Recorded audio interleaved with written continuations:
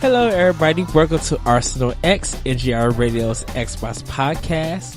As always, we throw up the X because we're about to throw down. I am your host, Eddie V. Thank you guys for joining me. And I got my wise Wisconsinite, Mr. Jesse Douglas, joining me. What's up, good sir? Not too much.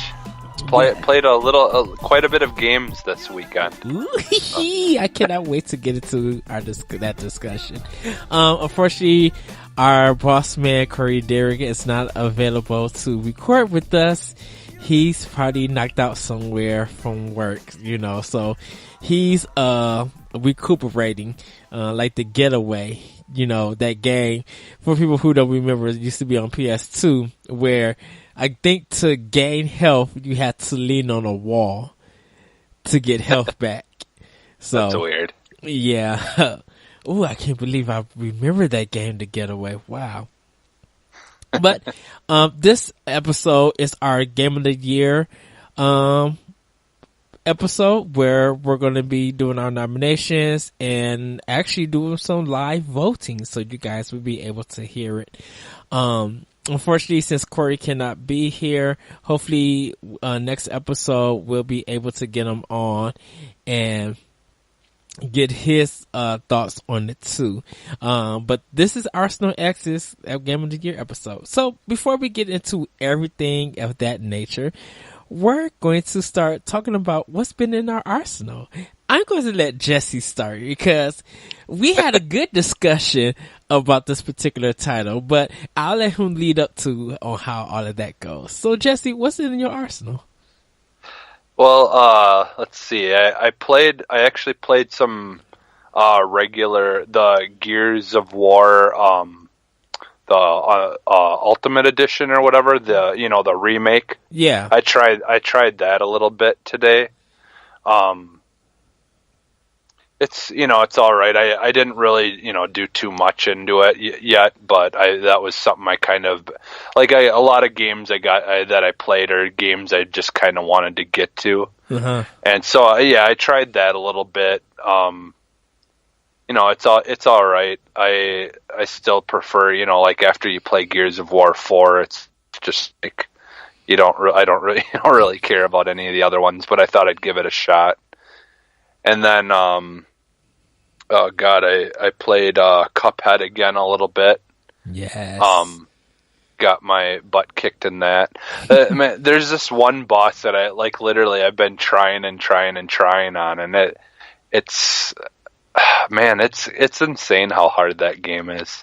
But I love it. It's like like in the past, like the Nintendo games that were super hard, like sometimes you'd just get frustrated and and it would make you angry. Like this game at least doesn't do that. I'm still having fun even if I'm not able to beat it. Yeah. But it's just how they you'll get used to something and then they'll change the different the patterns. Change the pattern and what sequence it goes in, because they still use almost all the patterns. It's just a matter of what, and you basically, the way you have to play that game is if you do not get into at least the third stage of the boss, and have you've got to have at least 3 hits left on you or 2 hits left on you, hit points left before you get to the final stage. Yeah. Or otherwise you basically can just forget about it. So a lot of times if I get hit twice, in the first stage, depending if they put one of the hardest stages first, and it takes a bunch of my life away, then I just will reset it before I won't even bother trying to go on because... Now, in Cuphead, you can hold the shoot button down, right?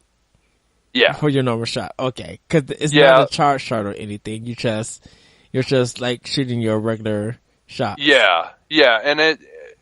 Your only main, charge type thing would be just your super shot that you just push a different button for. Okay. But the one boss that I'm playing, you have two styles of regular shooting. It's a airplane, like one where you're playing as an airplane, and you can. Well, there's if you want to. Are you fighting the dragon? No, it's Because it's not the cigar. No, it's a genie. It's like a genie guy. Okay. There's like one stage where these knives go shooting, like these knives shoot like heat seeking towards you, and then you got to dodge them, and then they do like a spin around, and then they come back towards you again. Yeah. And you know, you can't do anything about them except for one sword, and that's if it's, you know, the purple or pink one, I mean. Yes. Or it's like a reddish, you can, you know, do your pirouette or whatever to it. Yeah. And then the next, like one of the other stages is there's these pillars that you're flying into, and only certain sections of them that have a face on you can take out, and then you gotta fly between them. But then in bouncing around inside of those is like this stick thing with like a little pinwheel, like a saw blade on it that's spinning, and it's like bouncing all over the place, and so you got to try to dodge that while trying to take out the pillars section so you can fly through to the next section, and each one of those sections has that saw blade thing bouncing around in there, so you're, you know, not only having to try to watch out for those, you also got to try to take out the pillar in time so you can get between it to go into the, you know, go through the pillars. And then it goes to this other one where he's got this basket thing that just starts shooting junk everywhere to the point of where there's like almost no room on the screen to go anywhere to dodge it. And that's the one that's like the hardest for me, was that one. And then eventually, like, it turned into like a coffin thing with this guy, this like face thing, like blob thing, I don't even know how to explain it, that would bounce up and down this thing, and then he would shoot these two like ball things that would do a different sequence where they would kind of come close together and then bounce out, and you'd have to try to dodge and weave through those as they're flying towards you. Meanwhile, these mummy things are flying everywhere towards you at the same time, so you've got to try to shoot them and take them out so they don't hit you while you're trying to dodge these ball things. And so like by the time I like get through all of those stages and close to the end, I've got like one hit left, because it's just insane, all the stuff that's on the screen. You have to multitask and pay attention. Yeah, like it's crazy. And then like you can make your ship like small. Yeah. But then you sacrifice the shooting power. Like it still can shoot, but they're little tiny shots, and they only go like maybe, you know, on screen like an inch or two away from your vehicle, and then they disappear. So you can't shoot from anything from far away because they don't last very long. So well, maybe that's part of the strategy. Yeah, okay. Part of it is you do have to try to shrink and to try to dodge stuff. But even like I said, with that one stage where there's like just stuff flying all over the screen towards you, it's like it's super hard to maneuver through everything. And you can go like over the top of them and behind them and come around underneath them. Yeah. But like you cannot touch the outside of the screen, or otherwise you get hit. So like it's a very small area that you can go around him. Yeah. So you got to shrink down to do it, but it's really, really smooth maneuvering is the only way that you can do that. This is so yeah, treasure feels. Yeah. So yeah, it feels like they took Contra 3. Where and I don't know if you remember this, Jesse. I don't know if you played it or anything, but it's a room where it's the skeleton and he opens up the door and Okay. I don't. his head is the hit point, and so he Okay. shoots out these beam of lasers that are tracking you, and you have to move around the whole board. And out of his mouth at one point comes fire. So the lasers will still be following you, but then they'll leave the screen.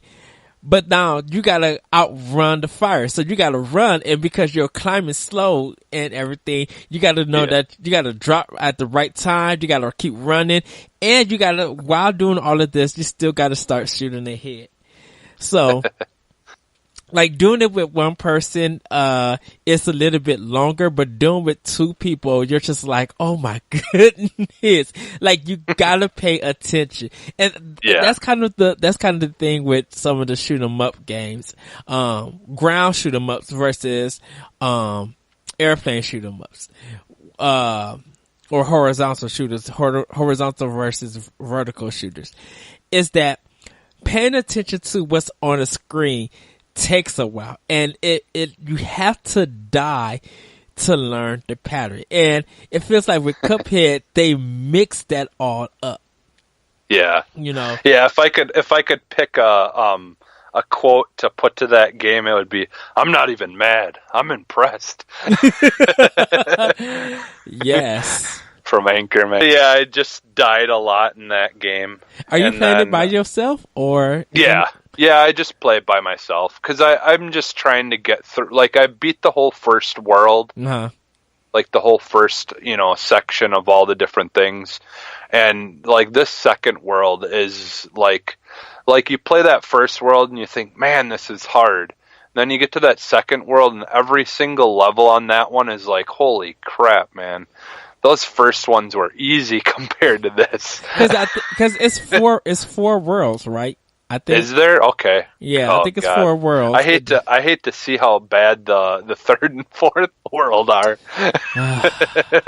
Because if I'm struggling that much in the second world. Well, I know I still have to pick it up, and I think it's on sale right now for $16.99 at the time of this recording. So I'm going to pick it up, and I'll hop online and I'll play with you. I did play once 2-player and with my friend Pat, but it's still yeah. I mean, you really gotta be communicating and like. Mm-hmm. I mean, it did help me with some things, like, I had already beat them without them, but it did make some things easier, but it's still as hard. So I cannot wait. I'm getting ready for that challenge. The old school platform. But what else is in your arsenal? Today actually cause I got the Games Pass thing, so I've just kind of been going through there and like looking for some games that sound interesting and stuff to try out that I haven't played yet. And I actually, I downloaded, this War of Mine. Yeah. Little Ones, it's called. I really like the graphics and everything, the animation. It's a lot like Limbo and stuff like that. Yes. Where it's like gray and white, like black, the colors of it. It doesn't really have any color per se, other than like like certain things do, like the like when you start, if you build a heater or whatever for your house or whatever, when you put the fire in there, you can see like orange flames in it. But for the most part, it's supposed to kind of to go along with the story. It's it's basically a post-apocalyptic. Like everyone's scavenging and trying to kill each other to steal stuff, and you just basically, it's a survival game. And certain survival games, I enjoy. I enjoy playing them a little bit. I don't ever expect to be good at them because I just don't get that invested in them. Like even like games like the Fallout games and stuff, like I love it for like a while when it first comes out, Yes. and then I just get burnt out with it like super fast. I'm just games like that are way too time consuming. Like that's why like every week when we do the podcast, I try to play like a whole bunch of different games because that's just the way I am. I don't like playing one game that's going to take me like 500 hours or whatever to beat. Uh-huh. I just like having different games that I can play, depending on my my Schedule. or just my schedule or how I'm feeling that day or whatever, like what I feel like playing, because there's not really any particular game other than like Siege and stuff that I'll will just be something that I come back to all the time. But I do like to just have different experiences, because I used to be that way where I would only play like first person shooters and I just kind of like missed out on a lot of decent stuff. But so I just try to play more stuff and let's see, like what else did I play? There was that, and that was an okay game if you like that kind of stuff. Mm-hmm. It's pretty decent. It seems like it gets a lot more fun, as you get further along and you like have weapons and stuff to defend yourself. And let's see what else. Oh, I did play some DMC again because that's on the Games Pass. With thoughts, because we didn't go into detail about what you think of DMC. So, DMC Devil May Cry, how are you liking that game? I like it a lot. Like I like how easy it is to do, like your combos and stuff, and like it's just a fun, easy game to play for me. Like I've just kind of picked it up here and there a couple of times and played for a while. Mm-hmm. Like I just started getting like your alternative weapons and stuff. Yeah. Like where you you learn like you have these different kinds of swords that you can use for certain characters or for certain enemies to take them out and stuff like that. So I just kind of just started getting into where you really are kind of rooted into the storyline, and I'm really impressed with like the graphics and stuff. I just really like just how it looks and how it feels, because some of those hack and slash, like the games where you kind of it's almost a hack and slash game. Yeah. It like some of them can just get kind of boring and repetitive, but for whatever reason, like this is one of the few games like that I've played, and I don't feel like I'm getting bored of it. Like anytime I've stopped playing, it was just because I didn't, I just was done for the time or whatever. I planned on watching something or doing something else or going to bed or whatever. Mm-hmm. So I definitely, it's probably one of the best games like that I've played. I haven't really played like Bayonetta 2 or any of the newer ones. But you will get to play that on Switch next year. Yeah. I want to get that. I think I'd like it because what I've seen of the Bayonettas, it looks a lot like the DMC game. So like it's kind of that same style where you've got different things that you use and doesn't seem like it would get too repetitive. So if something comes up, I may have to send you a copy.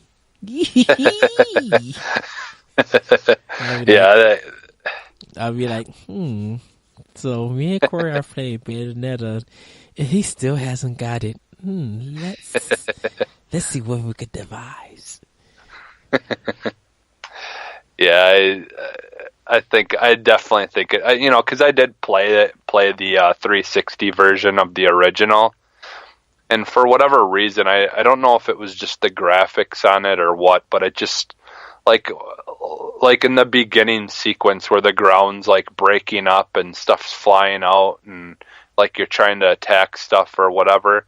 I just like it was like the graphics weren't good enough to be able to like really see what my character was doing. Like it would get lost in the animation and stuff. Uh-huh. And I just had a hard time really seeing what I was doing on the screen. You know, even playing on a big screen. I don't know. I just wasn't impressed with the graphics in it. And I've watched like videos of people playing like the Wii U one and like playing it on PC, and it looks a lot better. Like it looks more crisp. So I don't know if the 360 version was just like an older version, like an original version. Like what did it originally come out on? It came out on 360 and PS3. It was just that for Bayonetta, the PS3 version suffered because Platinum didn't fully understand the technology like they did on 360. So it ran better on 360 than PlayStation 3. Okay. But then when it came to Wii U, they fixed everything and they got it like faster and like improved it. So it's like the definitive edition on Wii U. Okay. Yeah, so I'm hoping that like with that release that it will play better and stuff. So, but I mean, I can always just try like play the newer ones too. You know, because if it comes with 1 through 3 or whatever, so, well, or 1 and 2, I mean, yeah, 1 and 2 will be February, and then 3 will be me and Corey. We had a discussion about it, so everybody, please check Nintendo Power Block, our latest episode for the Game Awards and the Bayonetta 3 announcement. We went in, dude. We had such a good discussion. And it's funny, like this is a little bit behind the scenes of it. We weren't going to record that day. Scheduling just happened and it just got crazy. But when they announced it and, during the Game Awards and, I was messaging Corey. I was just like, dude, we got to. And, he hit me back. He was just like, you want to do a Nintendo Power Block, after the show? I was just like, yeah. So, he was recording NGR, radio and, I was finishing up the Game Awards. And both of them ended just at the same time. So I'm getting set up, Corey getting set up. Corey hit me up and dude, we went into it. We recorded an episode. It was supposed to be a short episode. It turned out to be 1 hour and 7 minutes. So we literally did an episode of Power Block. So, there's no such thing as a short episode when we get together and talk. That is true. But Devil May Cry, DMC. I love that game. And it's funny, people were happy that Ninja Theory won this awards and stuff. And then everybody said, now start working on DMC 2. Yeah. Literally all you seen on Twitter, well, on my Facebook, on my Twitter feed with my friends, they were talking about DMC 2. Yeah. Yeah, cause, I know a lot of people didn't like it. A lot of people are hardcore fans of the original Devil May Cry and all that. And, I guess to each their own, but again, like I said, this is the game that got me into the franchise. So, like for me, I prefer, I'd rather have a DMC too. Because I like the character. I like the character better. I know that's what a lot of people say the opposite about is, they don't like this character as much as the original character. But I love this character. It wasn't even that. At first, they just didn't like his redesign. And I agree with you. I love this Dante. I prefer this Dante over the other ones. Yeah. Yeah, I like the way he looks and stuff. Yeah, and then I also played Siege, the new operators came out, so I got to try some of them. I didn't play too much of it. I just, tried. So like one of the new operators, you've got where he's got the ability to hit this jammer thing. Yeah. So then if anyone's got their little camera drone somewhere and you turn that on, they don't see you on the drone. You're just invisible to the drone. So they could drone a room and think, oh, no one's in there, but you're really in there with your jammer on. And so then they could go move in like they think no one's there, and you'd be there to flank them or whatever. Yeah. So that, that's kind of cool. A lot of these characters, a lot of playing for me to get used to them. But there's the one chick she's a hacker, and she can basically hack into because the way the game works is when you're on offense, you have the drone cameras for your cameras, and that's it. Like, those are the only way that you can see what's going on with a camera. And then the defenders have cameras all over the house that they can use that are stationary. And so there's a hacker and you can hack the house cameras and then be able to use them to your advantage as well. Oh, nice. So, yeah, and then you can also hack their phones, and it will make the people's phones start ringing and kind of distract you. So then you'll be distracted, and then they can kind of use that distraction of your phone ringing on your person and then try to take you out. Mm-hmm. And and then you can hear the sound of their phone ringing, so you can hear where they are as well.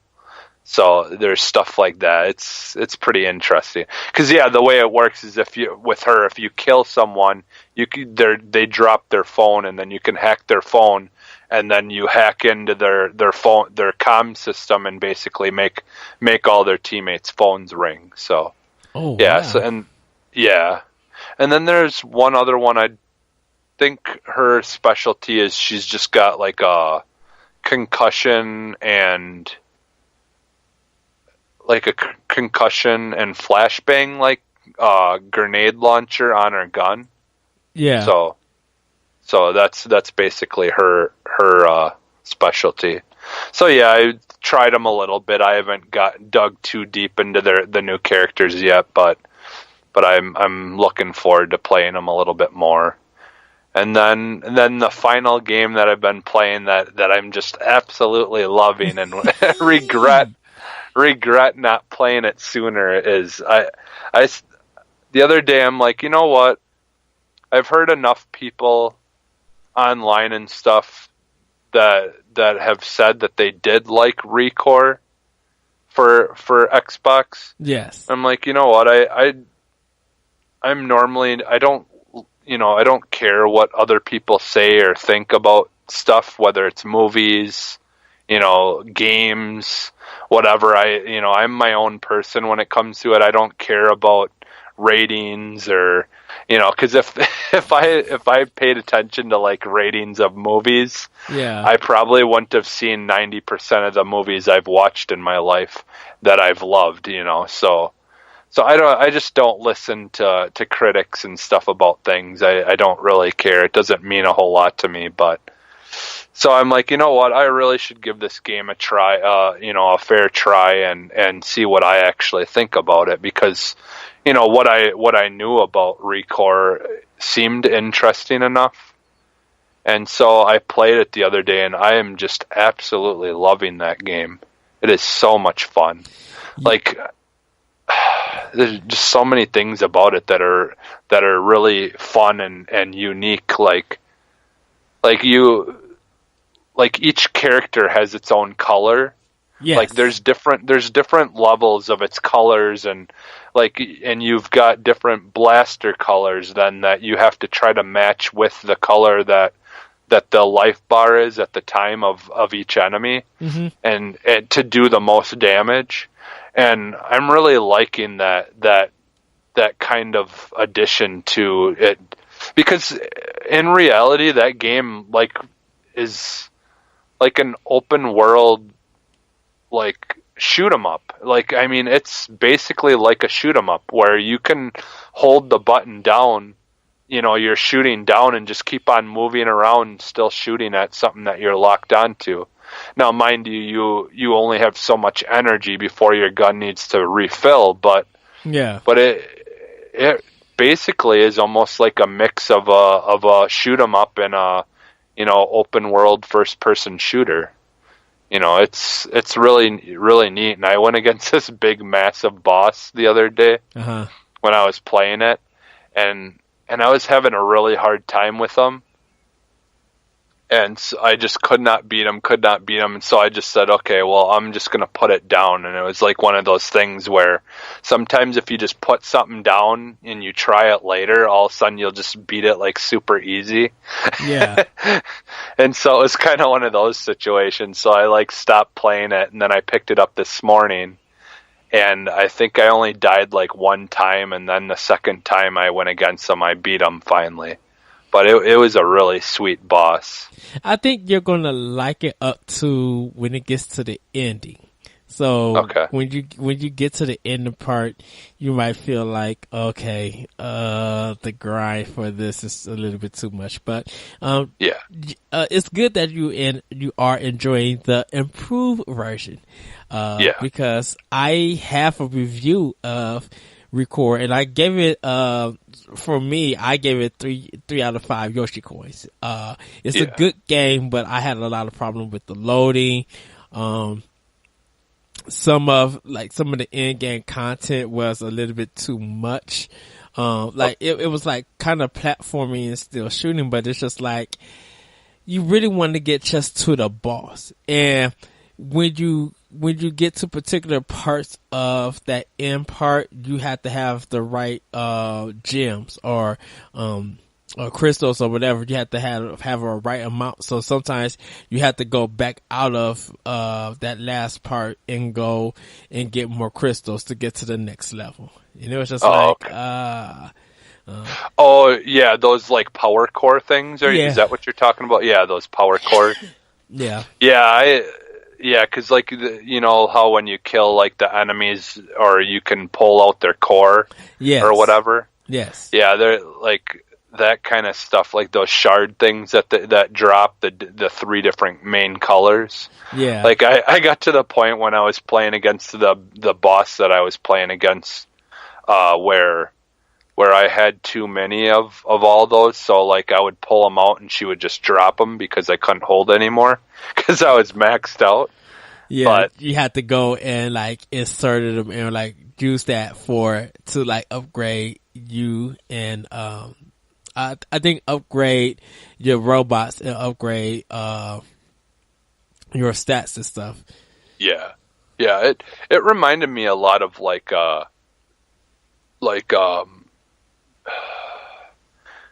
I don't know. I guess kind of like the Saints Row games, but but not like just like the way that you basically could have those little cube things that are all over that you can collect. You just kind of jump around from place to place and collect all the different cube things, and they've got like different materials in them and stuff. Like, I guess it kind of somewhat reminds me of those kind of games where it seems like it could be like too repetitive and could kind of be boring, but they make it like enjoyable enough to try to figure out how to climb to get somewhere, that it makes it kind of a challenge to keep it interesting. So like I've been enjoying that, and the one I got the one spider thing, drone thing or robot that helps you with climbing stuff now. Yeah, and that's a lot of fun.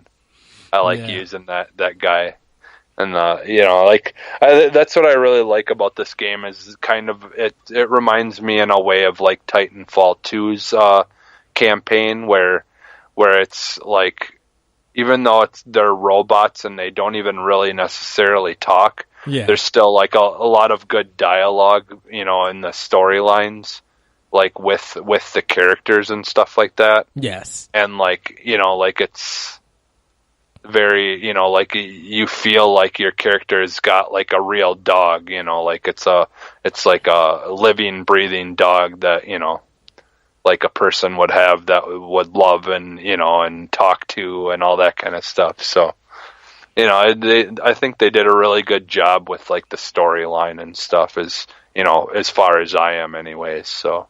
Yeah. And I do hope Record, I would like Record 2. I would like for it to get a sequel. I think it would be something nice that Microsoft could produce to people, fix some of the problems and rethink how you're going to do the in game content and just put it in, then release it and make sure that the whole game is finished, not 2/3 of the game finished. Yeah. Well, I was thinking, and I don't know, I don't know if you'd really want to do this to that. Just kind of maybe make a new game to kind of compete with it. But like I felt like this game is like not that far away from being like Microsoft's version of like Horizon Zero Dawn. Like I could imagine her having like a bow and like some kind of bow and arrow thing that she could use for like climbing or attacking, kind of like Tomb Raider does, or like Lara Croft does in the newer Tomb Raider game.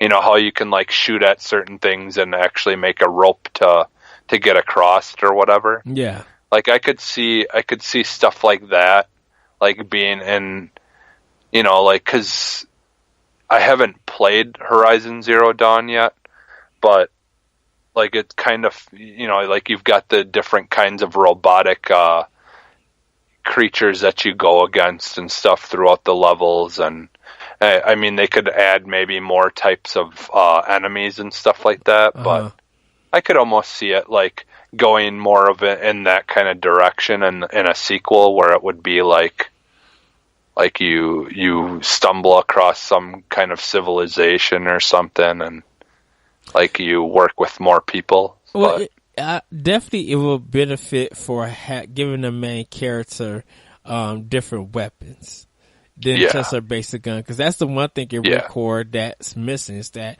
you can't really change up your weapon. You can change the color, but you can't really, like literally physically change it to a different weapon. Yeah, and that's why it feels like more like a shoot 'em up, because it's like, like you in a shoot 'em up, you have different kinds of power ups for your same kind of gun things, but it was weird how much it's like a shoot 'em up.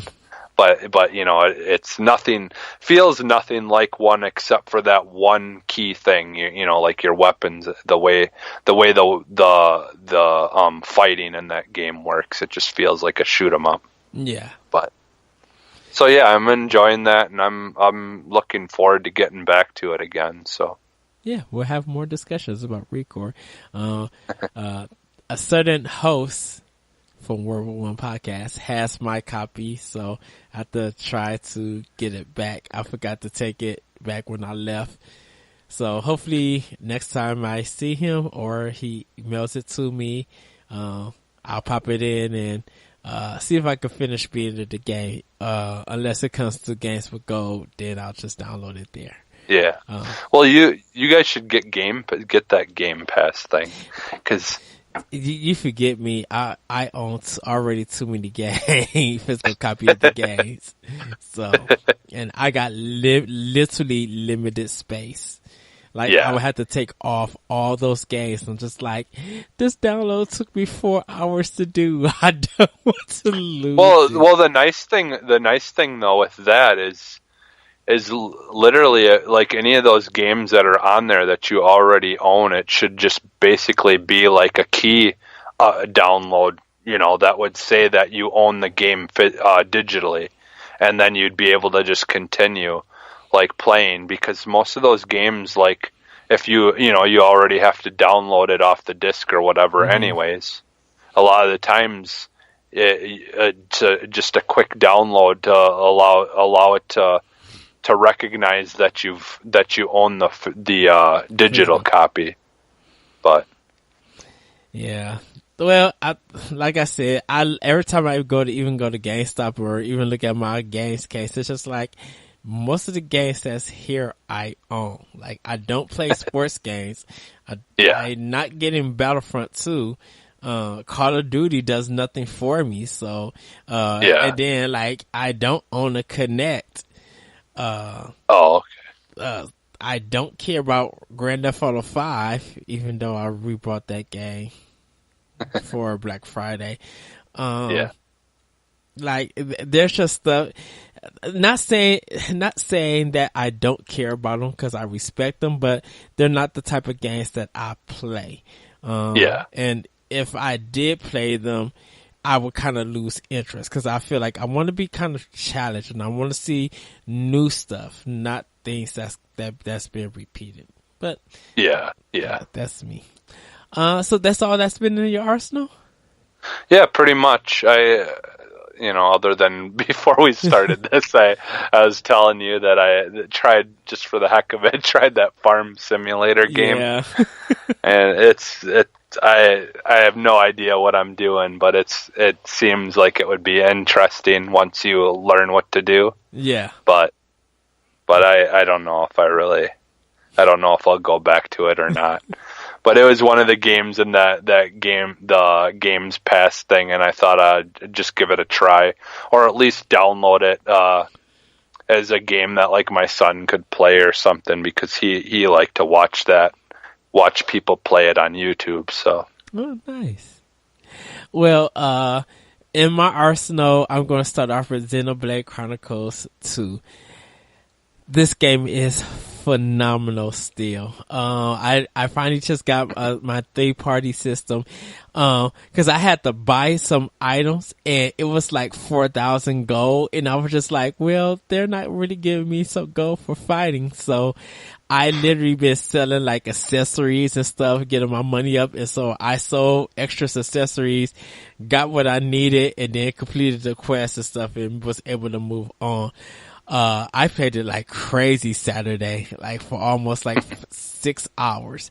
I have played it, even though like I woke up, I think around like 7 o'clock and played, Assassin's Creed Origins. I played that for more half of the day, and then I played pretty much Xenoblade Chronicles 2, before I went out cause I went bowling. But yeah, loving that game, loving the music, loving the comedy, the action is phenomenal. I did play it off the dock too. So if you guys want to check more about that, if you haven't listened to World 1-1 already, give that a go and hear more thoughts about that. For my 2DS/3DS, I've been playing Yokai Watch Fleshy Souls. A really good game. I like the combat system that it kind of does auto combat, and you just gotta kind of select what yokai you want to use and stuff. Not still in the intro, but I'm getting further along with it. Haven't played anything for my PS4 just yet, but I'm going to be installing Neo so I can start that, so I can get ready for our Game of the Year discussion for like kind of almost all of our podcasts and stuff. And then, last but not least, Assassin's Creed Origins. I finally got to level 20. Still got to do some more side quests and get my level up, and then I'll be able to continue most of the game and then finish that. I think Corey is further than me. And I also talked to the Nintendo rep, at my job. He beat the game, and I was just like, what about the side quest? He's just like, yeah, I'm going back to do the side quest. He's just like, it might be a game that he's going to 100%, but, yeah, that's what's been in my arsenal. I forgot everybody. I am going to try out Super Lucky's Tale. I do have that installed, but I just haven't started playing it just yet. So with that's been in our arsenal, we're going to actually get into the main topic. Everybody, this is Arsenal X's first Game of the Year awards. Now, we're not Jeff Keighley's, we're not Hideo Kojima's, we're not going to do 15,000 trailers that don't explain nothing. We're not going to throw shades to EA and Sony like they did at the Game Awards. We're not going to be that annoying guy who's making a way out and saying F the Oscars, F the Grammys, and all that goofiness. Did you watch the Game Awards, Jesse? No, I just was enjoying people commenting about like the I guess no, I don't really know much of what went on. Like I guess I'm thinking of the PSX or whatever. No, the PSX one that was boredom, because it was like their keynote was actually a talk show that they didn't reveal nothing. Like people was just like, we don't got dates for most of the games, and everything they like half of the stuff that they showed was like for PSVR. You know, it feels like Sony's going more to PSVR and stuff like that. But you know, the Game Awards, you have to watch it. Watch the Game Awards. I will. And we'll have a conversation about that separate, because I want to have that conversation also with Corey and stuff. Yeah. Because like I said in the past, I'm usually like any kind of award show. I usually don't really. I've watched like a handful of award shows in my lifetime. Just because, like, either maybe the wife was watching it or I had nothing better to do or something. but I'll give it a watch though if it was interesting. It is 3 hours, but because you didn't watch it live, there is some stuff you can skip. But it was a really great show. I think this was the best one to watch. And check out some of the trailers and stuff, because a lot of the games that they show, like that, like Which Side. Check out Which Side after the podcast, and it might be up your alley. I'm super excited about that game. Looks really good. So, but we have some nominations. We have some titles. We actually have one of them that's kind of like for a bad, a particular title. I won't say bad game, but for a particular title. So we're going to start out with our best indie game. And all of these games are on Xbox, but some of them are on PlayStation 4 and, some might be on Switch also. But these games, we're just focusing definitely on Xbox. So our nominations for best indie game is Rye, Wonder Boy the Dragon's Sleep, Cuphead, Battle Chasers Night War, Measures of Mysteria, something like that. I think that's it. I'm sorry, everybody. Sonic Mania, Thumper, Mr. Shifty, Max, Curse of Brotherhood, The Mummy Demastered, and if we don't like none of these games, we have a live nomination. Yeah. And so what I did also, everybody, for this list, if my co-hosts don't agree with any of the games, but they actually have a game that they want to nominate, they are freely able to nominate. So, Jesse, which one do you think we should choose? Well, I had a hard time because I know technically Max Curse of Brotherhood is kind of old, but like it was just released, you know, like to PlayStation this year. Yeah, like literally just last month or whatever. So like I want to pick that, but like if we're talking like true like this year, yes. Or are we talking in a year? We're just mainly focusing on this year, right? Yes. Yeah, I would have to pick probably Cuphead. I do want to play Battle Chasers really bad, but I want to get that for Switch. So I just haven't played it yet. Well, I own Battle Chasers, but I haven't started it yet. I got it installed, but I haven't started. So I could give you ideas about that a little bit later. Yeah, so I pick Cuphead just because that's like the most played game out of all these that I've played so far this year. and I'm really enjoying it a lot. Like we talked about earlier. So Yeah. So, out of this list, I haven't played Mr. Shifty. Max Curse of Brotherhood, I haven't played. I am going to get the Mummy Demastered, but like you said, I want to play that on Switch. I might pick it up on Xbox One also. Measures of Mysteria, whatever that game name is, I can't say it. I haven't played yet. Looks interesting, but just haven't played. Thumper, I played on Switch. Sonic Mania, I played on Switch. Wonder Boy, The Dragon Sleep, I played on PS4. Really great game, I should say. Rhyme is phenomenal.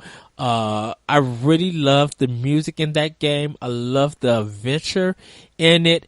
The puzzle elements are really good. The story is it's heartwarming, but it also kind of just represents, when somebody is going through something. And you have to play the game. It's available across all 3 platforms and PC if you want to understand more of it.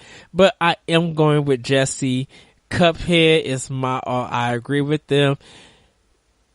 Beautiful game. Love the artwork. This has been one of my most anticipated games that I was going to have an Xbox One for. Like I said, Ori and the Blind Forest was the reason I got an Xbox One. And Cuphead, once I seen the animation, it was a Microsoft exclusive. I was just like, and everybody knows I don't do PC games. I was just like, I have to have this game, and I will buy the system for this game. Which is funny because I got the system, but I don't have the game. But congratulations to Cuphead for winning our best indie game. So we're going to move on to best art direction. Our nominees are Cuphead, Rhyme, Wonder Boy, The Dragon Sleep, Yooka-Laylee, Destiny 2, and another live nomination. For me, for best art direction, I am going to go with Cuphead. Rhyme has a particular color palette to it that kind of tells the story of that game, especially with this music also. Wonder Boy, The Dragon Sleep has a nice comic style with its black outlines. Just a terrific game. Gets a little bit difficult in the end, but it's not too hard. Yooka-Laylee is a platforming game. It looks like a rare game, but like with less, with less polish to it, I should say. And Destiny 2 is very colorful. It doesn't look as drab as the first game. It still has some problems with some of the other stuff, but its art direction, I really love that they went how they implemented different colors and different tones and lighting and stuff to make the world feel like a little bit alive. So, my go-to is for Cuphead. Jesse? I'm gonna have to agree with you. Like Cuphead's mine for sure, just because like the process that they went through to create this game is just, it's, like doing the whole throwback to old school cartoons. Yes. Is just phenomenal. Like they did such a good job, and like it's like I was highly inspired by the animation and the graphics to this game. So like, yeah, it's no contest for me. It's Cuphead. So it's funny that they introduced this art style to the video game industry and pulled it off. Yeah. Yeah, like to me, it's almost as impressive as when we first seen Mortal Kombat, and like you had the real images of people, like you were controlling like real images of actual people on the screen. Like basically Mortal Kombat at that point, it was like that's as realistic as you could possibly get, as far as graphics go. Because they were using like the actual, like an actual video capture animation or whatever. So Yes. So, um, so we're going to move on to our best E3 announcement. So our nominations are PlayerUnknown Battleground coming to Xbox One, Forza 7 with this 4K for Xbox One X, Xbox One X itself being able to see the system and getting a release date, original Xbox games being backwards compatible, Sea of Thieves, Dragon Ball Fighter Z, Black Desert, The Last Night, Ori and the Blind Forest 2, Anthem, or another live nomination. So Jesse, what do you think was the best E3 announcement? Yeah, this one. Oh, this one I actually picked something. I picked something that I was like, because I mean there was so many good things on the Xbox. Like obviously the Xbox One X, it was awesome to hear that they were going to be getting this beefed up system that but it wouldn't take away from any of the other systems that that you didn't have to have it, but it was there if you wanted it. So I was super excited about that, and then like the PlayerUnknown Battlegrounds, I'm excited to try that out pretty soon here. And Sea of Thieves, I was really super excited to hear more about, and I've been kind of following stuff with it, and like things they have their own YouTube page, and they've been posting stuff a lot about that game. Yeah, March 20th is the release date for that game next year. Okay, nice. Couple days before my birthday. Oh, so that just means I might have money too for if any good games are coming out during that time. Look, I might have to send a gift to you. That would be much appreciated if you do. Yay. Yeah. I mean, there's so many, like Ori and the Blind Forest 2. I haven't even played the first one yet. I've been meaning to get to that game too, because I know that's the kind of game that I tend to like. Like the Max Curse of Brotherhood is like very similar, where it's it's all about the visuals and that side-scrolling movement, and and it just. I've been really getting into that style of game, so I'm looking forward to playing those. Eventually I will get to them both. What I'll probably end up doing is getting both of them at the same time, and then just try to play through the first one and go into the second one. And then, I mean, Anthem. I really am curious to see, where this game goes. Unfortunately, there's like a bad stigma with EA going on right now. Yes. And people, I'm afraid, part of me is afraid that they might wreck it, but, or who knows? I mean, worst case scenario, it never even gets made. So, which would be a real bummer, but for me, the one that I really am most looking forward to that I know I'm gonna love is State of Decay 2. So that was my big pick. So because the second that they talked, I've been waiting for it to come for a second one to get announced. Since I played the first one, I was like, like I enjoyed the first one, but then they kept on re-releasing it, and then they made a new version for the Xbox One when it came out, and I'm like,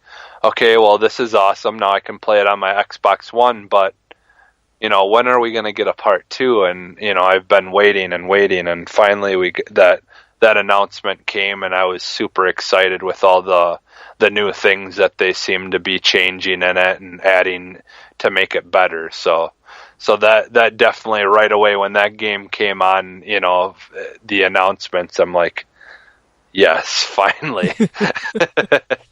So, because I love that game. Okay. Well, for me, Player Unknown Battleground, I think that was a big win to get that exclusively on Xbox One for a console. For Forza 7, of course, it's a Forza game, so nothing new right there. Xbox One X, we speculated, we talked about it. It's been a bit discussion, and now that the game is, the system is out, we just got to see more of it. Original Xbox games backwards compatible. The 6 games that came out were a good list. Really knocked out. So hopefully next year in 2018 there'll be more games coming out. Sea of Thieves, I'm looking forward to. Dragon Ball Fighters, it looks good. Looks really beautiful. Hope to see more of that. Black Desert, it looks like, DMC or Devil May Cry, a hack and slash versus MMO. So that's interesting. The Last Night is literally giving me, cyberpunk vibes with Snatcher and what's the one movie with Harrison Ford? It just came up with like Indiana Jones. No, the one with Ryan Williams, Ryan Gosling. I'm sorry. It's kind of like a prequel or sequel or something. I don't know. Can't look it. I have to look it up. Ori and the Blind. I was just gonna say I've been out of the loop kind of lately with movies. I have no idea what's playing right now. Okay. Ori and the Blind Forest 2, I need to see more of. That's just a definite, must buy for me. Anthem looks good. I can't wait to see actual gameplay, but just like Jesse, I'm gonna agree with all the microtransaction, problems happening onto it. I don't know what is going to, how it's going to turn out. So Jesse's nomination was State of Decay 2, which is good. I'm not knocking it. So, it's a good nominee. This one, we're going to actually hold off because Corey's going to make the final decision on this one. So, best E3 announcement to be determined. So I'm going to put on for the live nomination State of Decay 2. Well, if it makes any difference, to be honest, State of Decay 2 and Sea of Thieves are probably, for me, even. Even. Both of them I'm, super excited for and just, can't get enough of, so. Well, you know what? I'm going to play I need to find State of Decay. I probably, when I go to GameStop or something, pick up a copy of State of Decay, and give it a try, learn the mechanics and stuff.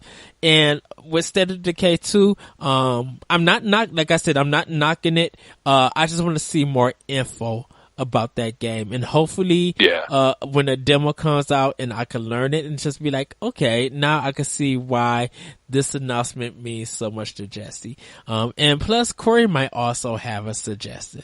So we are going to come back to this on next episode. So, we're going to go to best genre this year for Xbox. We have open world, platforming, racing, action, survival horror, another live nomination, and first person shooter. So, the best genre this year, I literally think, is going to probably be survival horror. Resident Evil 7 was super good this year, and I kind of feel like, Resident Evil 7, Outlast, the collection of it, some of the horror indie games. It feels good to be scared again and be able to survive. And, Resident Evil 7 had a lot to prove, and they really did prove it. Outlast 1 and 2 got people scared. Even the expansion pack, it got a lot of people thinking, just like going in there with fear. And even though some people say Outlast 2 isn't as scary as part 1, just playing that compilation is just like, oh my goodness, this fear is just so good. And definitely it's something up your alley, Jesse, because you love like horror, and I think some sci-fi, but you just love that good goofy horror. Which I have to admit, I'm going to be watching Thanksgiving. I have a lot of movie recommendations that you have given me. I need to rewrite down and I need to watch. But yeah, they didn't really have nothing open world platforming wise. Super Lucky's Tale is a good one. Even with Rhyme, but that being multiplayer racing. Well, would you consider Cuphead to kind of be, because there are platforming levels? I would consider it more action. Okay. Due to the fact that even though it has some platforming levels, most of it is a boss rush modes for everything designed as a level. So you're truly just continually doing action of shooting. So I put that more in the action category. And I just wish they kind of had more of that, and they really didn't do it. As for first person shooters, of course we got, the expansion for Battlefield, updates for Overwatch. We got Call of Duty World War II, which did good. For open world, it was mostly like the Ubisoft games, like Ghost Recon Wildlands and Assassin's Creed. Wildlands wasn't such a hot game. You can read my review about that, and I just don't think that one is good. Assassin's Creed Origins is really good, but I just feel like that survival horror was really a knockout for Xbox for this platform. What do you think, Jesse? Yeah, I'd have to agree. That, just based on basically, the amount of games in each category, like that, the amount of good games in each category. Mm-hmm. I definitely probably have to go with survival horror too. I haven't played Resident Evil yet. I'm torn because I want to. Yeah.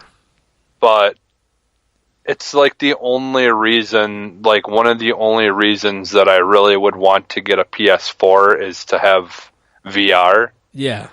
But now it sounds like actually the other day, my friend Pat, he's like, well, I got Resident Evil 7 for the PS4 because he's got a PS4 Pro and the PSVR. Uh-huh.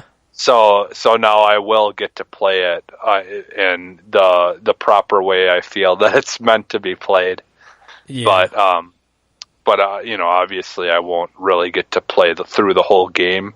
So maybe once I play it on the VR and get to experience that, then I will just suck it up and get it for Xbox, because I'd love to just be able to go get a PS4 and get VR in that game and play it. But with money situation, that's not going to happen. So I'd have to agree with you, though. I think survival horror, and I've been playing, going even in my backlog and like Dying Light and stuff like that. I've been playing, and and those are all that kind of game too. So I've been enjoying those. So yes. So survival horror is our best genre. We're gonna move on to I'm pretty sure we probably have the same one for this. Yes. So this one is game that is traded material. Our nominations are Ghost Recon Wildlands, Mass Effect Andromeda, Destiny 2, something from our backlog, Marvel vs. Capcom Infinite, Sonic Forces, Star Wars Battlefront 2, and Need for Speed Payback. Jesse. Destiny 2. Yes. We don't need to. Next thing. We don't need to spend any more time. Like, of course, Battlefront 2 is not even traded material because ain't nobody really buying it. Yeah, exactly. You can't trade something in if you haven't bought it. Exactly. Sonic Forces, that's selling well for certain people. Marvel vs. Capcom Infinite, even with just problems, people still brought it and still, letting that game build up. Well, that's because that's the kind of game where really, if you're a super fan of Street Fighter, you're gonna buy it. I mean, the only people that are buying those games are the people that intend, on playing it regardless. Like I bought Just Cause 2, Just Cause 2 because I've always been a big, DC fan, and I've been a big Mortal Kombat fan, and that's basically the mix of the two. So regardless of how things may play in it or whatever, I got it because that's what I want to play. So it's kind of the same for that game. Yeah, Mass Effect Andromeda wasn't bad. I played it. It's very average. 3 out of 5 Yoshi coins. Nothing really to trade in and stuff. You got a lot of side quest options that you could go back and do. It's average. That's all I'm saying. Ghost Recon Wildlands, even though it's rinse and repeat and it has just some bad ideas and it's kind of just long-winded, it is fun when you play with 4-player, when you are playing with multiple people and that know what they're doing. So if you can get that experience that the game is intended, you actually would like the game.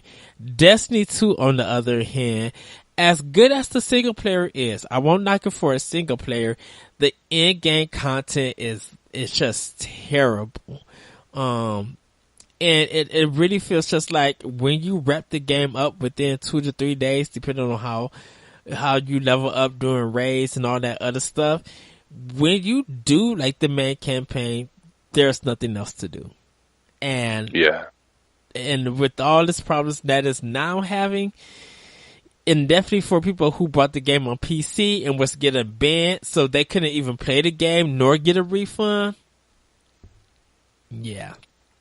The main, the thing with that game is it's just like the way that their drop system, is or was or whatever. Mm-hmm. I don't even know if they've changed anything because I just haven't had any drive to want to go back to it. But there's so many little tiny tweaks that they could do to that game that would make it so much better, and it wouldn't be that big of a change to it. Yes. Just having different weapons drop, like when you after your matches or in game when you finish and you get the chest thing that you open up. Even if they would just kind of change up the weapons that drop a little bit more and not just keep on dropping the same type of weapon every single time, that would make such a big difference. But that one little thing has just been making it where I don't want to spend 200 hours in this game just so I can get an assault rifle. Yes. Come on. It shouldn't be that you play that many hours and you still don't get a stupid certain kind of gun type. So. Yeah. So we're going to move on, and literally, Jesse, I uninstalled it. I took the game out. I'm not trading it in because I spent too much money on it. but I just put it back in this case and just took it off my Xbox One and be like, I'm not even going to play this anymore. Yeah. So I left it on just in case, like, we have the same kind of situation as the first one, where all of a sudden, like, it's like a really good game compared to, what it was now. So, because I would go back to it if they fix things, but yes, until then, I'm not going to. Yes. So, best fighting game, Injustice 2, Marvel vs. Capcom Infinite, ACA Neo Geo Fighters, WWE 2K18, and a live nomination that I do want to recommend because I forgot to add it is Tekken 7. That did come out this year, so I wanted to recommend that game. For me, it's just Injustice 2. The Ninja Turtles coming to this game, the fighting is good. They're still adding a lot of characters. Marvel vs. Capcom Infinite, I played the demo on PS4 and just didn't like the combat system. Just not really. Neo Geo Fighters, that's like almost everywhere. And they have some good ones, they have some bad ones, but I'm glad to see that they are out. WWE 2K18, I don't play wrestling games, but it is selling. A lot of people do enjoy it. And Tekken 7, it is kind of, is a big improvement over the Tekken series, under new direction and stuff like that. I haven't, like I said, I haven't played it, but just wanted to recommend it, because a lot of people say it's pretty good. And I need to pick it up and play against some of my Twitter friends, and see if I can learn that system. But definitely for me, it's Injustice 2. Yeah, I don't really play the WWE games either. I just create characters. But I do love those games. Tekken has actually always been my second go-to fighting game. Like I've always loved the Tekken games, even over the Street Fighter. I think it's just I've liked a lot of the characters. Like, I am always gonna like Akuma. Like, he's like one of my all-time favorite characters to come from Street Fighter. But I don't know. It's just something about the Tekken characters. I just like a lot of their characters and stuff, and just kind of the way that those games have always played. They've always been pretty decent to me. But yeah, Injustice 2 is definitely my favorite out of all of these, because it's like, like I said, it's like a mix of my two favorite things, Mortal Kombat and DC Comics. So yes. How can I not pick it? So, best soundtrack, we're going to move on. So congratulations to Injustice 2. Best soundtrack, Rhyme, Something in Our Backlog, Cuphead, Sonic Mania, and Just Dance 2018.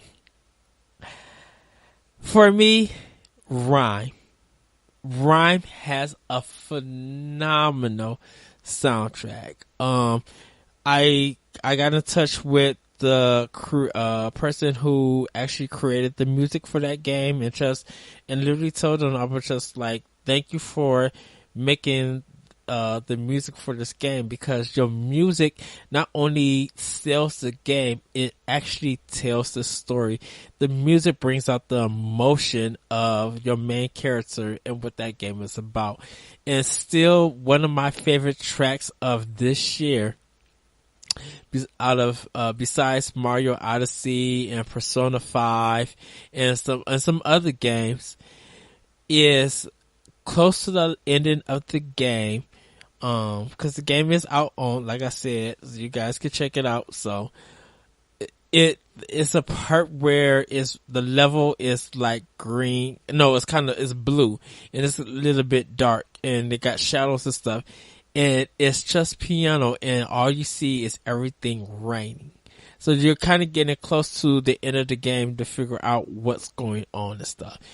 and just listening to that music kind of throughout the whole game, but just at that particular point, I literally put the controller down and didn't care what would happen to my character as long as I could hear this song play. That's how good the music in Rhyme is. Not to knock Cuphead, not to knock Sonic Mania, not to knock the licensed songs on Just Dance 2018 with Nickelback and Insane Clown Posse. Rhyme just has a beautiful soundtrack, and it really does.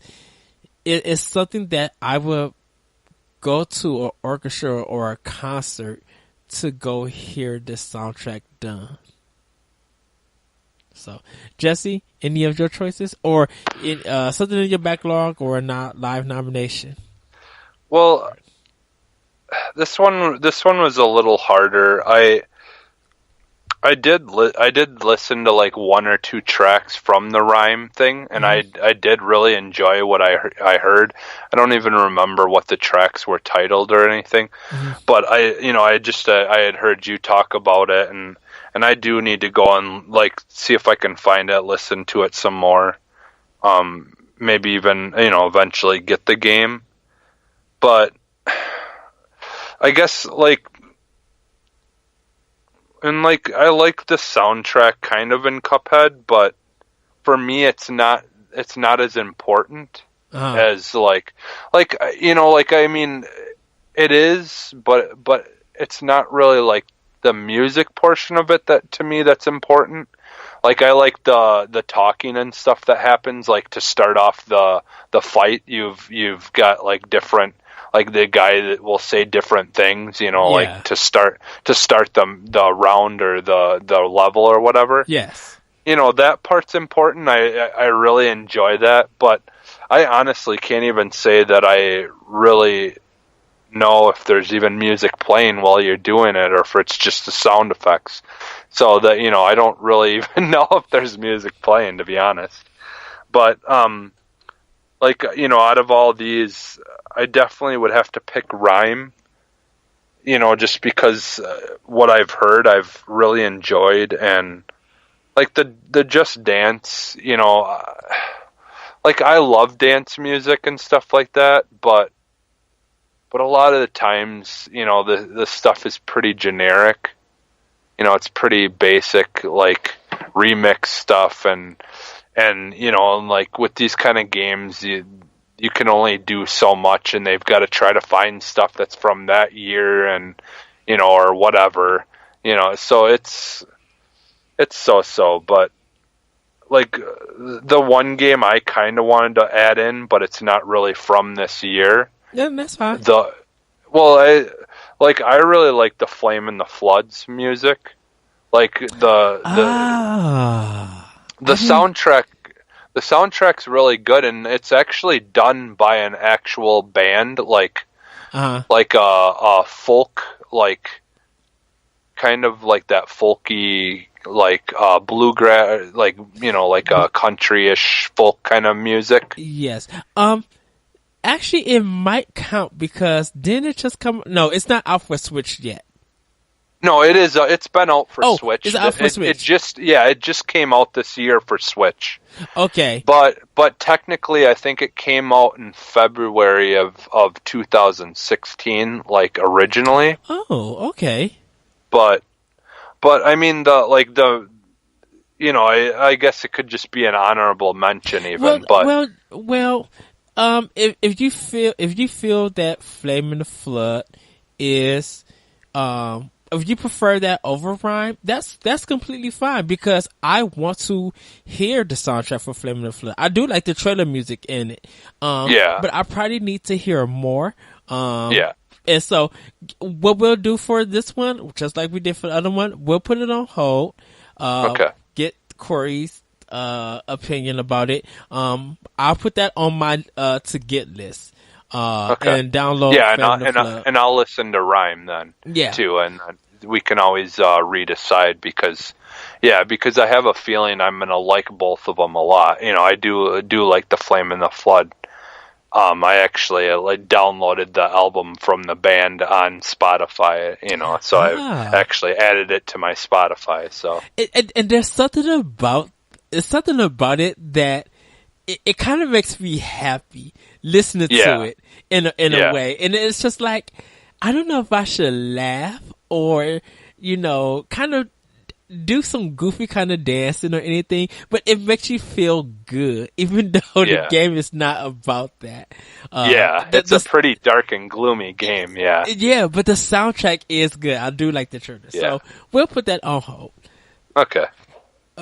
So, our next topic, is our 3 honorable mentions. And with this is that games that we have played in our backlog or something that's not on the list or anything that we haven't talked about or anything.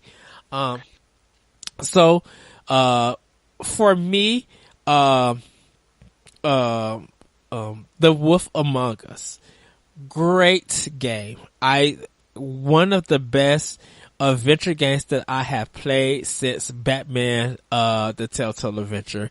The Wolf Among Us is a adventure game based off the DC comic, wherever their side comic is, Vertigo, I think. I think it's based off of. They're coming out with a part 2 also, but the voice acting is good. The mystery is done well. A lot of people still think their mechanics are janky, but I played that straight through. So I think that is a great game. Halo 5 Guardians. Oh my goodness, that game is fun. It is really good. It kind of drags a little bit at the end, but it's worth playing. The cutscenes, that intro cutscene is still raw. It's just one of the best. Just literally love that game. Just really have fun with it. And then, I think it's the Turning Test, or it's one of them that, I was talking about with Larry about. It's kind of like almost a Portal kind of game where it's a puzzle game. And I might say the title wrong, but I really love that game. Really fun to get into. Can't wait to. I still got to play more and finish it, but really enjoyed that game. It was a free for Games with Gold that I played. But those are my 3 honorable mentions of games that I played, that's on Xbox and just truly enjoyed. And I think those 3 games, if you haven't picked them up or try them out, I do give it a try. Jesse, do you have 3 games would you like to recommend? And it don't have, like I said, it don't have to be this year. It could be a backlog or whenever. Yeah, I actually took a different route, and there are games that just came out that I don't own, but are very interesting and intriguing to me. That something that I almost would like to encourage people to check out if and see if that's something they would be interested in, kind of thing. Yes. So one of them it just recently came out for Xbox, but it's been on PC for a while. It's a game that I watch with my son, people play with, and it just has been entertaining and looks like a lot of fun, and I actually do plan on getting it. Is Hello Neighbor. So yeah, we actually got physical copies of that game in. Yeah, it just came out for Xbox. So yes, I don't know. I've never heard of this game, and I don't know what it is. The box art looks good, but it's just what is this? So basically what it is is the your neighbor. You have this guy that's got this house, and there's some kind of objects that you've got to find and you've got to collect, and like you've got to find like keys and all different kinds of stuff. And so this guy, the guy that's on the front cover of the box art, he's the neighbor. And so like you can like I actually played this one day like in reality with my kids once. So like the whole idea of it is you've got to go into this house and find these things, but you've got to try to not be caught by him.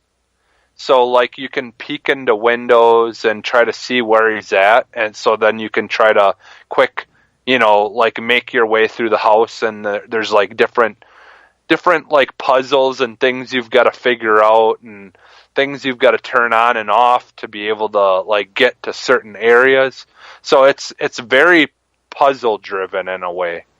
Like there's a lot of puzzles and a lot of finding keys and things to try to make your way, like progress through this house.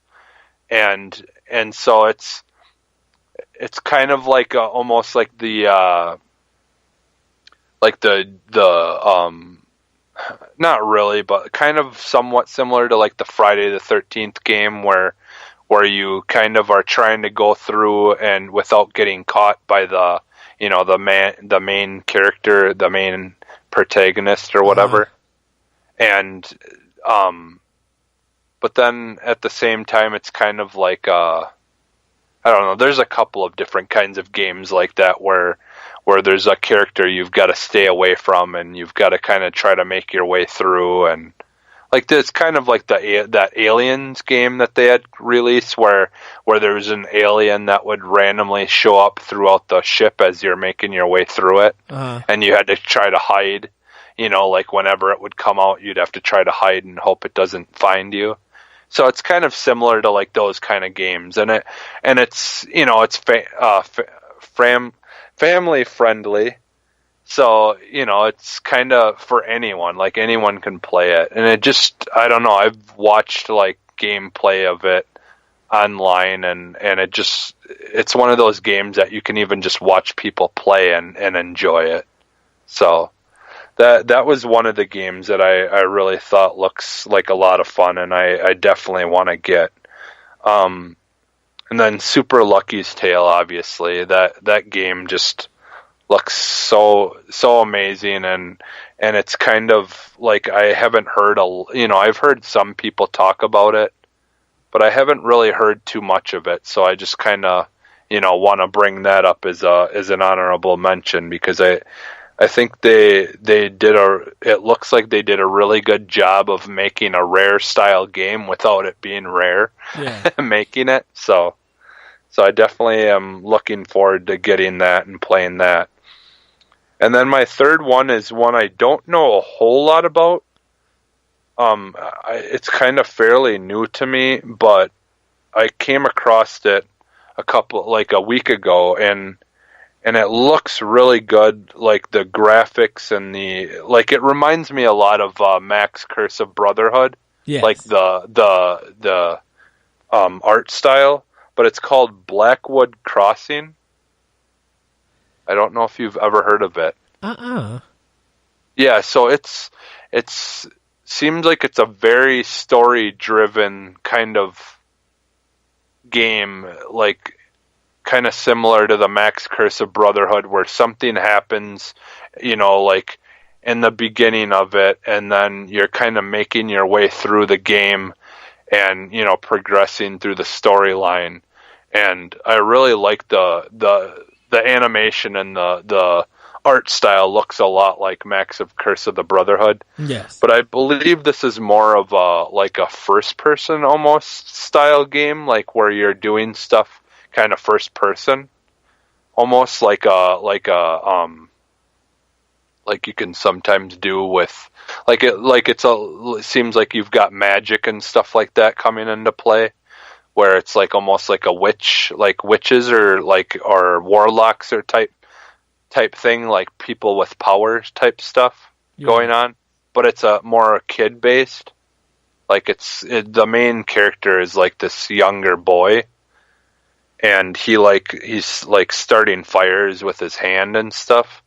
So like he's got like powers, and it seems kind of like a dark game, but at the same time, like it's very bright and vivid, and like a lot like the Max Curse of Brotherhood. So I'm actually thinking about picking that game up if I have the chance pretty quick here, because it really looked intriguing to me. So I wonder, can you die in this game, or is it just that's the thing, is I don't know a whole lot about it yet. I watched some like the trailer, and I was kind of watching some like video clips and stuff. Mm-hmm. But I don't know a whole lot about it. But like from what I've seen, it just really looks interesting. And so even after we're done recording, I was thinking about looking some more into it, because I don't know, I just the style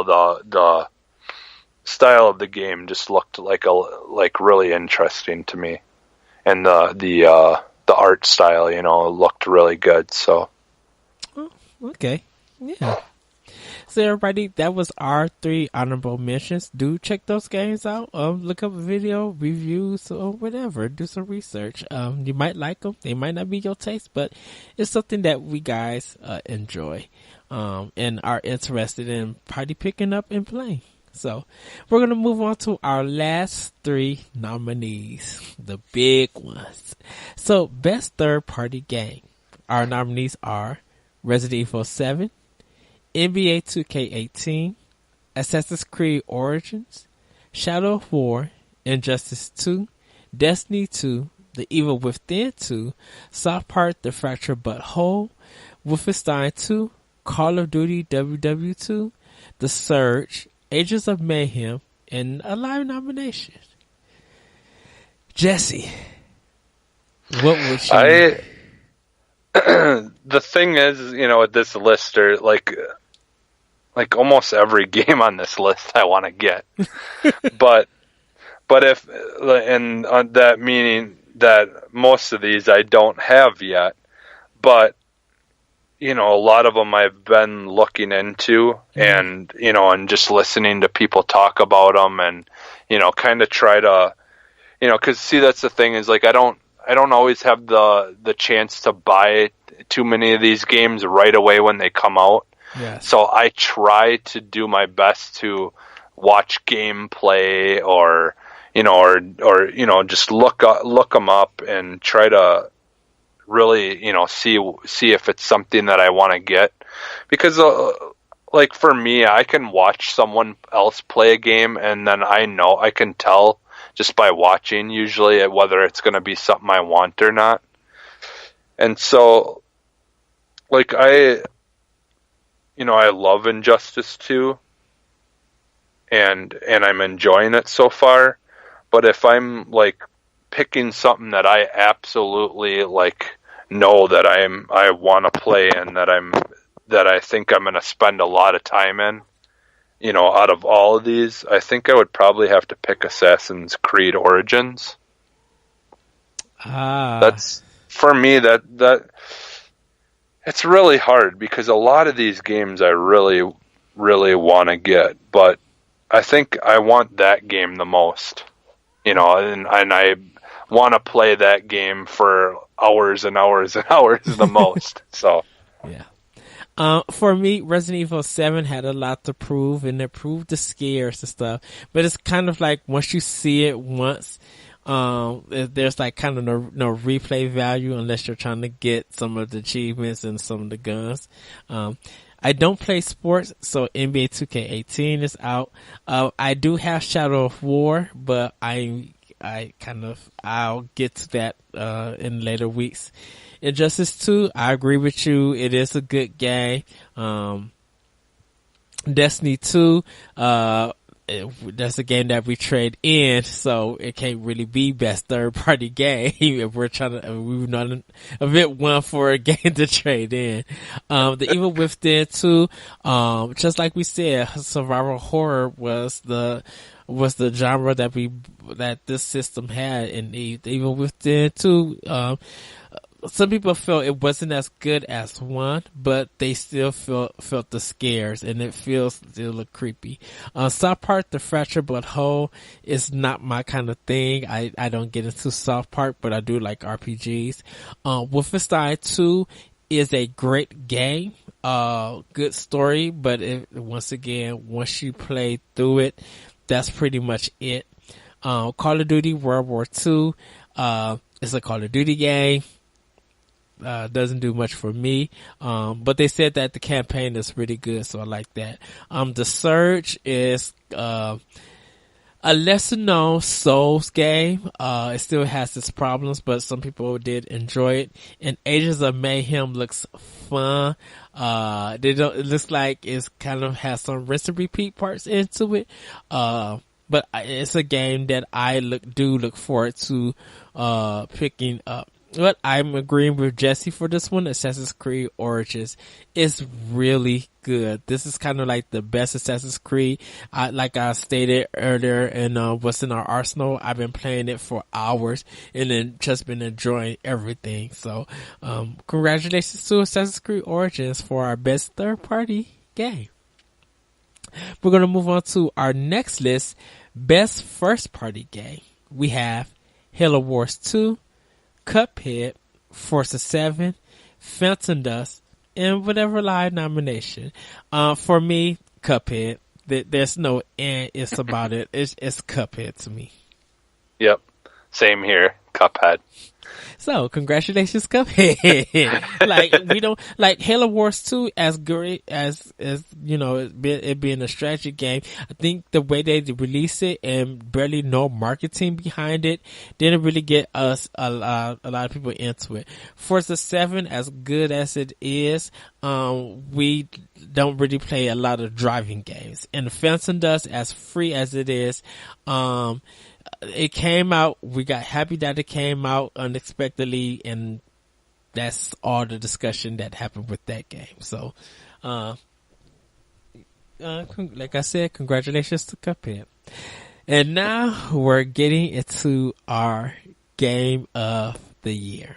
So, our nominations are Injustice 2, Cuphead, Forza 7, Assassin's Creed Origins, Wolfenstein 2, The New Colossus, Destiny 2, and whatever live nomination you would like to put into it. So, Jesse, now this one we can't have you think something, I think something else. We can't have that. We got to make a decision as Arsenal X's excellent game of the year. So Icarin is Golden Box Award. Well, I think we're probably gonna pick the same one because, I mean, ultimately there, like only one game has come up, in multiple times in our nominations, and I think it would have to be Cuphead. You are correct, sir. Cuphead. Injustice 2, one of the best fighters for Xbox, even though you can play it on PS4. That's just leading the pack. Forza 7, kind of the racing game to go to, unless you own a Switch and you picked up Fast Racing Neo, or I think it's Gear Unlimited, something like that. Some of the racing games on Switch. Assassin's Creed Origins, as great as it is, it really, that time off that it took to make the game better really showed in its work. Wolfenstein 2, The New Colossus, it's a great game, but they still have some problems with some of the mechanics and it's mostly like not giving you enough time to heal, or the way that if you get extra ammo, it resides back to, what you start out with, like 50. So in Destiny 2, it was a hot title, but we gave up on it. And it just didn't present anything else to it. But Cuphead has been strong, and it looks fun. It, brought an art style, to the video game industry. It made 1 million sales. It's a play anywhere title. So if you buy it on Xbox One, you get to play it on PC and vice versa. It just brings that old school gaming and challenge. It's hard, and because of that difficulty making it hard, you feel good when you beat that boss. And sometimes for a lot of gamers that feels very well. So congratulations to Cuphead. You have won Arsenal X's Golden Box Award. So, in salute, we throw up the X. Yes. And congratulations to that game. Now, last, we do have some last, personal titles and games we want to give. I gave Jesse 5 and I will take 5. Jesse, did you write anything or did you have anything planned? I like, for me, I like a lot of the games that I thought of like aren't really on Xbox. Okay. So, like, just games that have been my favorite that I've been playing this year. Mm-hmm. So, like, and not all of them necessarily just came out this year, but I picked Recore just because I like that game is just very quickly becoming like one of my favorite games. Oh, nice. SteamWorld Dig 2 I've been playing, on Switch. No, I don't think it's even on it. Is it on Xbox even at all? I don't think so just yet. I would have to check it, but yeah, we'll just add it on anyway. Yeah. And then I've been playing, obviously, Zelda Breath of the Wild. It's been a lot of fun. And Halo 5, I've been absolutely loving. And also, I would have to pick Gears of War 4. I've been loving a lot, too. So, okay. So those would be my games. Okay. Mine is different. So for me, worst thing to happen to games, I feel like our loot boxes. EA, is just the worst company, in the video game industry at this moment. Trying to cheat players out of money and progressions to be made into their games. I give it Rhyme for its music and its story. I can't really give it to Hellblade because that's a PlayStation and Steam kind of game, or I think it's just PlayStation. But Rhyme is kind of just like I said earlier. Music in that game is completely phenomenal. I looking forward to Batman, the second Telltale game, Batman 2. I'm waiting for all the episodes to upload, so I could buy the game and be able to play that whole game straight. So that's a game that I'm looking forward for. Last but not least, a game that I cannot wait for 2018. I really can't wait for Sea of Thieves. I want to play this game with Corey and Jesse, and I want to laugh, and do let's pause and plays and be able to talk about that more into Arsenal X and just have fun. But those are my kind of list 5 points that I want to make, like my titles and the games or industry or whatever to fit for. So that is going to do it for Arsenal X. Just a good recap because we got 2 nominations that are still up, and when Corey comes back on, we will get back to be able to make that decision. So for best indie game was Cuphead. Best art direction was Cuphead. Best E3 announcement, we got that one on hold. Don't forget, everybody, State of Decay 2 was nominated, and Ori and the, I think I chose Ori and the Blind Forest. No, I chose The Last Night. That was it. Yeah. So it's between those 2. Best genre this year is survival horror. Game that is a trading material is Destiny 2. We might get some talk about that one. Best fighting game was Injustice 2.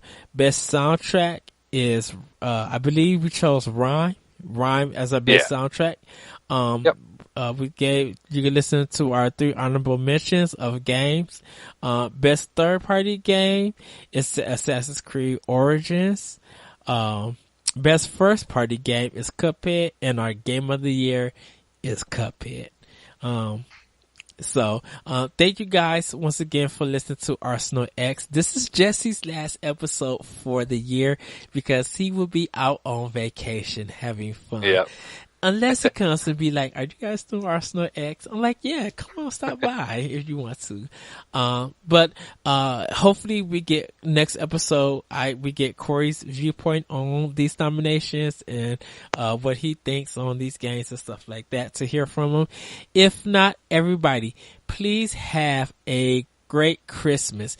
The week of this episode is on during Hanukkah, so everybody please have a great Hanukkah. Go celebrate the 8 days of Hanukkah. Really spend time with your family. I know some stuff is tradition, but it really means a lot to the community and to the family when you guys all celebrate in a positive manner. So just want to say to all my friends who celebrate Hanukkah, who listen to this, or to you listeners who celebrate Hanukkah, you guys have a great Hanukkah. Everybody else, if you celebrate Christmas, have a great Christmas, have a great Kwanzaa. If you don't celebrate none of these, please have fun with the games that you guys play. We had an awesome 2017, not only in podcasting, but just in gaming everywhere.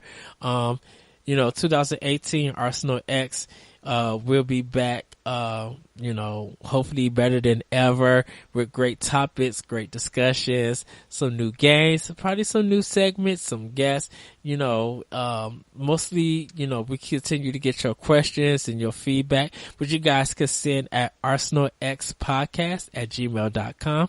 You can follow me on Twitter at @retrocode, and you can follow Jesse at _humanist. Yes. You can join our Facebook page. We're going to try to get more involved on Xbox with the Arsenal X community group. So we'll let you guys know more about that in 2018. But Jesse, thank you for coming on Arsenal X and becoming a member, becoming one of the co-hosts. I can't wait to. I think one day I'm going to let you just host the show. I don't know. I don't know if I'd. I don't know how well I'd do. I would get the notes and stuff ready for you. You just have the host. Well, yeah. I just I'm it's becoming easier for me to do it now, but I still feel new to it. So. Yes. You guys have been doing stuff like this a little bit longer than I have, so Uh, hopefully we do see more of resale retail. I thought that was fun, getting some good laughs. And I know there were some people from the community who also made some nominations and, said what they felt like. We'll have those answers for you guys next episode. If we have it, I'm going to try to get that episode with Corey and get it out to you. If not, when we come back, for 2018, we will have that episode for you guys. So once again, guys, have a great holiday and have a great New Year's. Hopefully to see you guys in 2018. And with that, everybody, we are out. Bye. See ya.